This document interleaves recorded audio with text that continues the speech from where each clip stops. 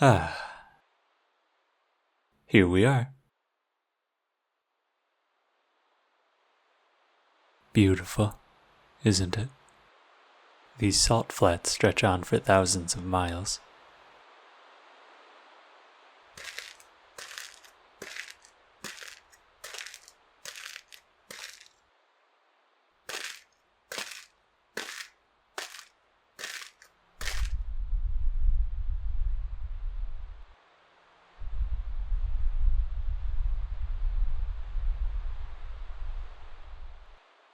I'm glad you could join me today.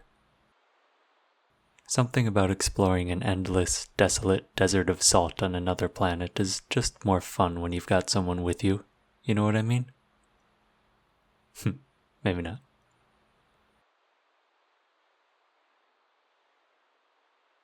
Well, this isn't what we came to see today.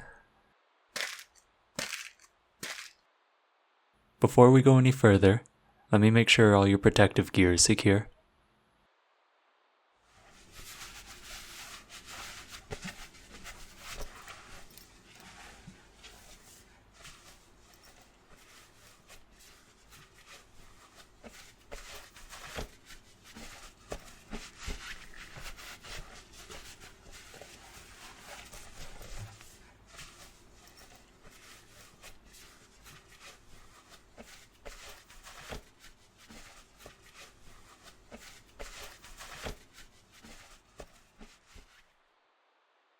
Looks good. Got your respirator? Alright, good. Keep that on while we're out there. Let's hop back in the skiff.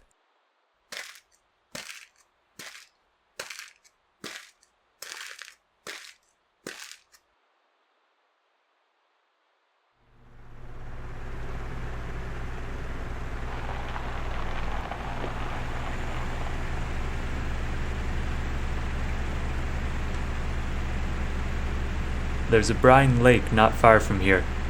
Sit back and relax. We should be there soon.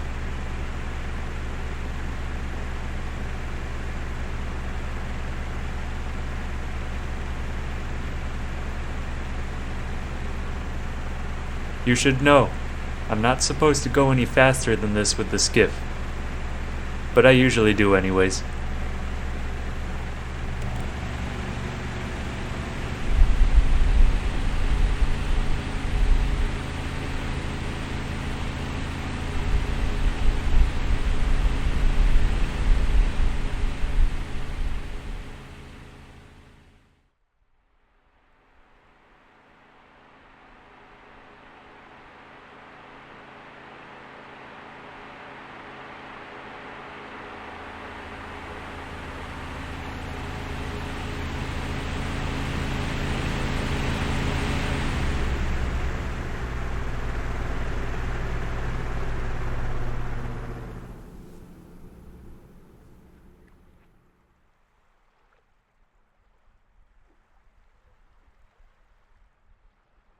Alright. Now we wait.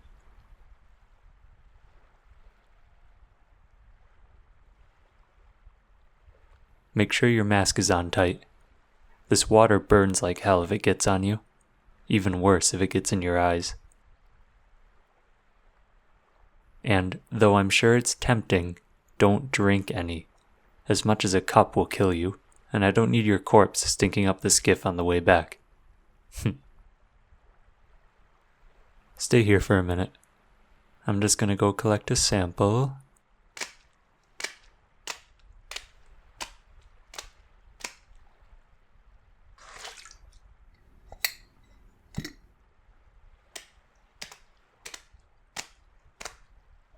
Put that with the others. There we go. This lake is as big as Hawaii. But there's no fish. No plants either. The water's too salty. This place doesn't seem very conducive to life, does it? In fact, everything out here seems like it's trying to kill you. But, despite the intense conditions, some things still manage to eke out a living here.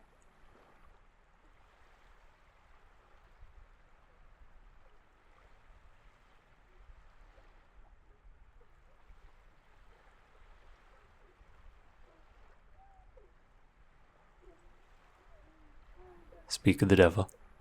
Look behind you. There they are.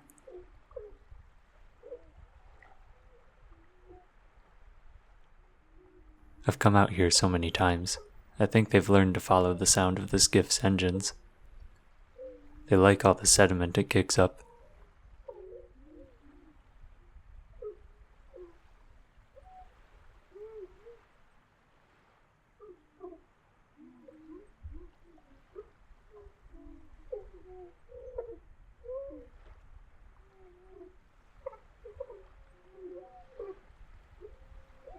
Don't worry, they're not dangerous. They have no predators, so they're pretty carefree.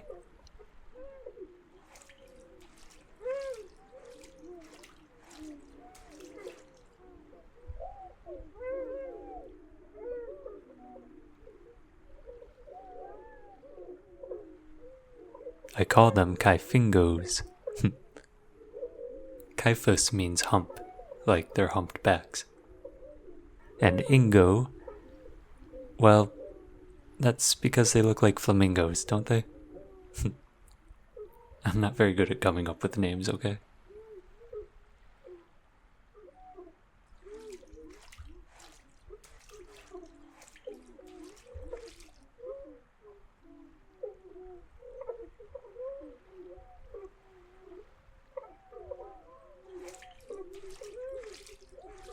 Look there. They're drinking all the aggregated sediment.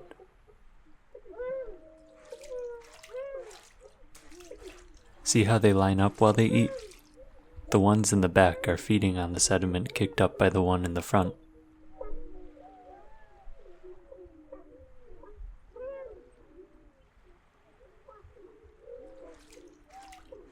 During the warmer months, the Kyphingos migrate to these brine lakes.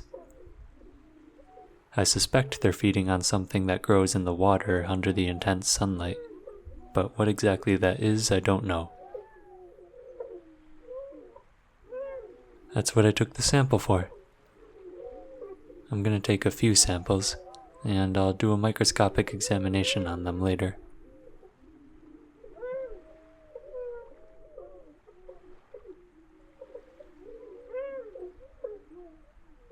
I'm going to make some sketches. Feel free to join me. We're here to observe, after all.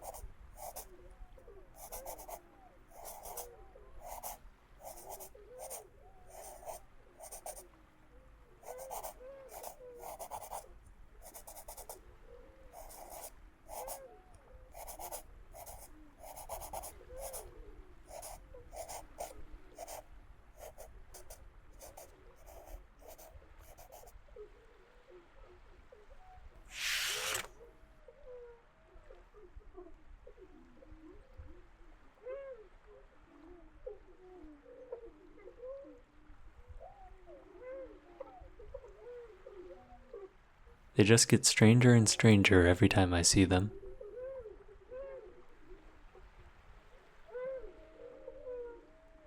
That appendage they're feeding with isn't actually their head and neck.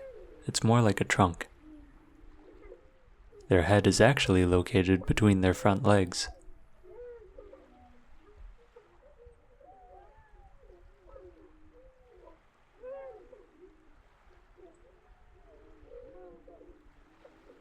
They look frail, but they're actually very hardy. They have a kidney the size of a grapefruit to help process all the salt that gets into their bloodstream. Our skin would be peeling off if we walked in this water, yet the Kyphingos could lay down and be just fine. Their skin seems totally resistant to sunburn too. There's no shade out here. This place is so hostile to life, yet the Kyphingos just keep prancing along, not a care in the world.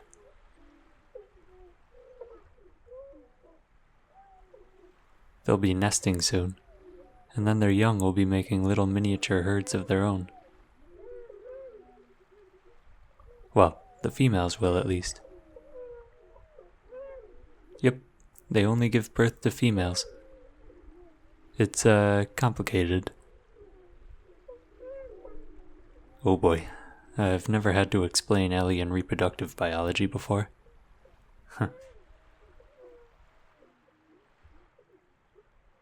So, the way the Kyphingos mate is relatively similar to how it's done on Earth. A male donates genetic material to a female, the female carries the offspring. I know, I said they only give birth to females, but males do still exist. They just don't get born. That probably just raised more questions. After a female mates, one of two things can happen. She may become pregnant with another female, in which case the pregnancy plays out like you'd expect. She gives live birth in a few months. Or she may become pregnant with a male, which is where things get interesting. The male will never be born. He'll remain inside the female in a state of fetal development for the rest of both their lives. Not only that, but he also releases hormones into the female's bloodstream that change her biology. Over time, her trunk will become larger, making it easier for her to feed. She has to provide for two now, after all. Her womb will also harden and change shape, becoming like a protective chamber for the male inside. Once the changes are complete, she'll stay like that forever, carrying the male in utero, so to speak, wherever she goes. Then, when the time comes to breed again, she'll carry the male to other females.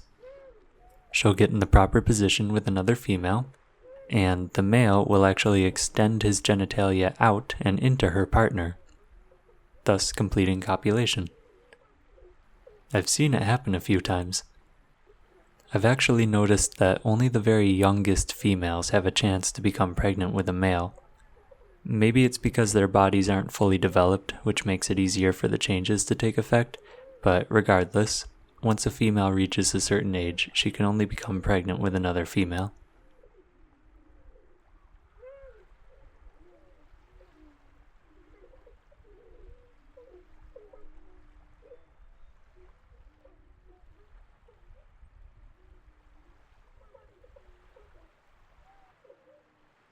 See the ones that have that crescent shape underneath them, between their front legs, right underneath their heads? Those are carrying males. It might seem strange to us, but that's just how they work. You think that's weird? You should see the way they give birth. You see, maybe I've already dumped enough info on you. Sorry.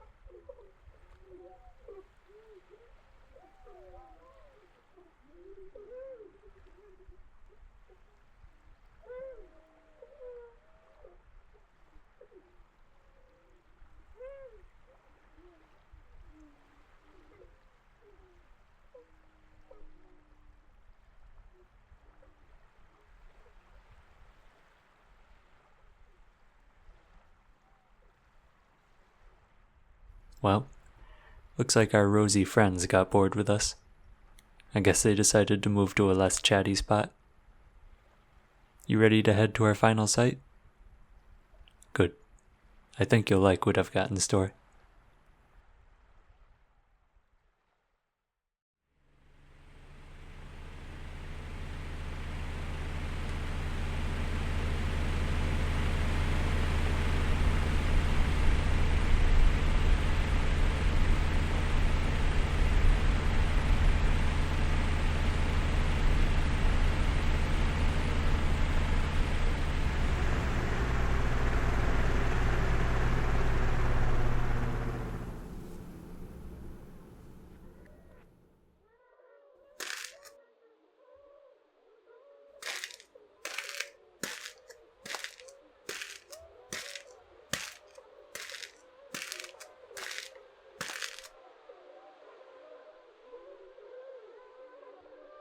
Would you look at that?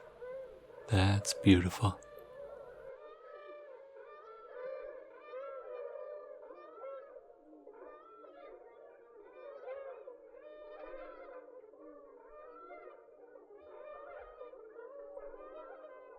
Believe it or not, this is actually one of the smaller breeding colonies. Probably about 2,000 of them out there.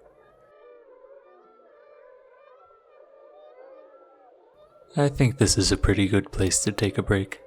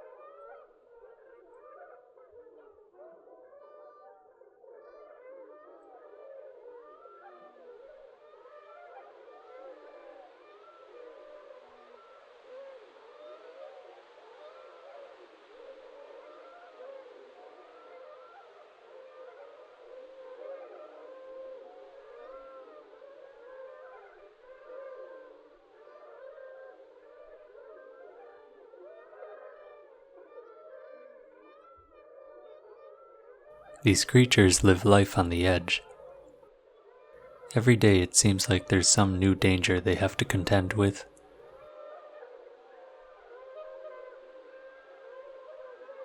If they don't groom properly, salt deposits can build up on their skin, either suffocating them or weighing them down to the point they can't walk.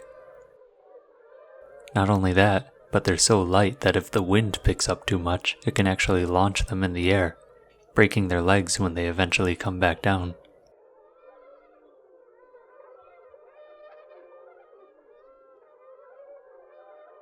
It's inspiring, really.